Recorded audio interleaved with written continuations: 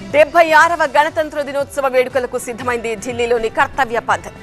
స్వర్ణిం భారత్ విరాసత్ ఔర్ వికాస్ అనే థీమ్తో ఈ ఏడాది రిపబ్లిక్ డే వేడుకలు నిర్వహిస్తోంది మోదీ ప్రభుత్వం. డిఆర్డీఓ అభివృద్ధి చేసిన ప్రళయ్ బాలిస్టిక్ క్షిపణిని తొలిసారి గణతంత్ర పరేడ్లో ప్రదర్శించనున్నారు. 150 నుంచి 500 కిలోమీటర్ల దూరంలో ఉన్న లక్ష్యాలను ఈజీగా అత్యంత ఖచ్చితత్వంతో ఇవి చేజ్ చేయగలవు. అలాగే ఈ మిసైల్ ను మొబైల్ లాంచర్లతోనూ ప్రయోగించవచ్చు.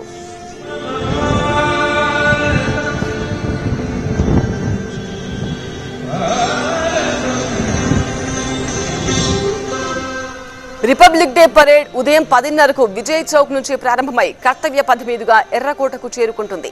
ఈ పరేడ్ లో రాష్ట్రాలు, కేంద్రపాలిత ప్రాంతాలకు చెందిన 16 శకటాలు, కేంద్ర ప్రభుత్వ శాఖలు, విభాగాలు, సంస్థలకు చెందిన 15 శకటాలు పాల్గొంటాయి. కవాతు సందర్భంగా సుమారు 5,000 మంది కళాకారులు సాంస్కృతిక కార్యక్రమాలను ప్రారంభిస్తారు. మహాకుంభ్ ప్రాముఖ్యతను తెలియజేసే శకటం ఈ ఏడాది ప్రత్యేక ఆకర్షణ కానుంది. ఇక త్రివిధ దళాలు సంయుక్తంగా ఒక శకటాన్ని తీసుకురావడం ఈసారి ప్రత్యేకత. నింగి, నేల, సముద్రంపై జరిగే యుద్ధ దృశ్యాలతో ఈ శకటాన్ని తీర్చిదిద్దారు.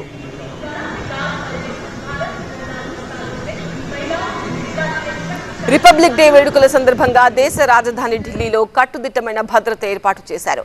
ప్రధాన వేదిక సమీపంలో యాంటీ డ్రోన్ వ్యవస్థను ఏర్పాటు చేశారు. ఆర్మీ హెలికాప్టర్లు ఇప్పటికే గస్తీ నిర్వహిస్తున్నాయి. ఐఏఎఫ్ కు చెందిన 40 యుద్ధ విమానాలు, తీర రక్షక దళంలోని 3 డోర్నియర్ విమానాలు ఆకాశంలో విన్యాసాలతో వైమానిక దళ పాటవాన్ని ప్రదర్శించనున్నాయి.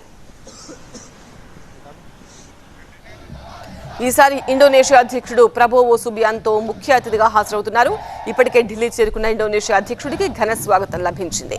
తొలిసారిగా ఇండోనేషియాకు చెందిన 352 మంది సభ్యుల మార్చింగ్ బ్యాండ్ బృందం గణతంత్ర దినోత్సవ కవాతులో పాల్గొంటోంది.